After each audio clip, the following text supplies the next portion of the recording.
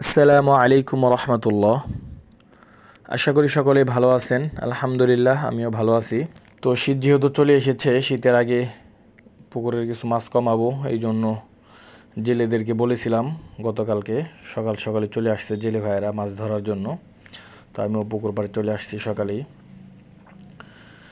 যেহেতু শীত চলে আসছে, শীতের ভিতরে সাধারণত মাছ বেশি ঘনত্বে থাকলে অসুস্থ হয়ে যায়, রোগবালাই হয় বেশি।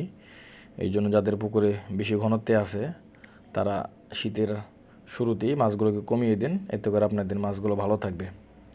তো যাই হোক, আমি ওই জন্য জেলেদেরকে বলেছিলাম, ভাবলাম 1-1.5 মণ মাছ বিক্রি করে দিই। আমার এমনিও ছোটো পুকুর, যেহেতু তেমন মাছ নাই এখন।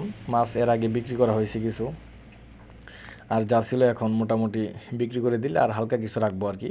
যেগুলো পছন্দের কিছু মাছ, বড় বড় কিছু মাছ আছে, এই মাছগুলো আর কি রাখবো, বাকি সব মাছ বিক্রি করে দিব।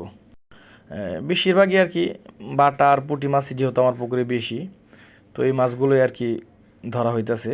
সাথে কিছু ঘাস কারাপ ছিল, তাই 4-5টা মাছ ধরলাম, যেহেতু দেখলাম ওগুলো মোটামুটি ভালো সাইজে আসছে, তো ওগুলোও ধরলাম কিছু।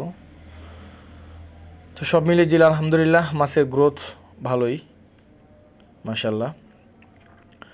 আর এখন যেহেতু সব জায়গাতেই মোটামুটি পানি, শীত যেহেতু আসছে, পানি শুকিয়ে যাচ্ছে, কমে যাচ্ছে, এই জন্য সবাই মাছ, সব পুকুর থেকে মাছ ধরে ধরে বিক্রি করা হইতেছে। এই জন্য মাছের বাজারটাও একটু নিম্নমুখী, খুব একটা বেশি ভালো না বাজার, যতটুকু শুনলাম বুঝতে পারলাম।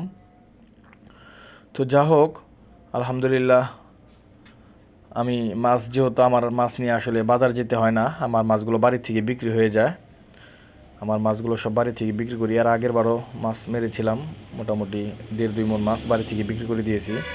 তো এবারও আলহামদুলিল্লাহ যে মাছগুলো ধরা হইতেছে সবগুলোই বাড়ি থেকেই বিক্রি হয়ে গেছে, বাজার যেতে হয় নাই।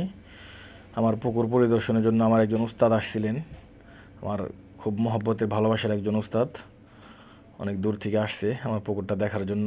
তার জন্য সকলেই দোয়া করবেন, আল্লাহ তাআলা যাতে তার ইলম ও আমলের ভিতরে বারাকা দান করে।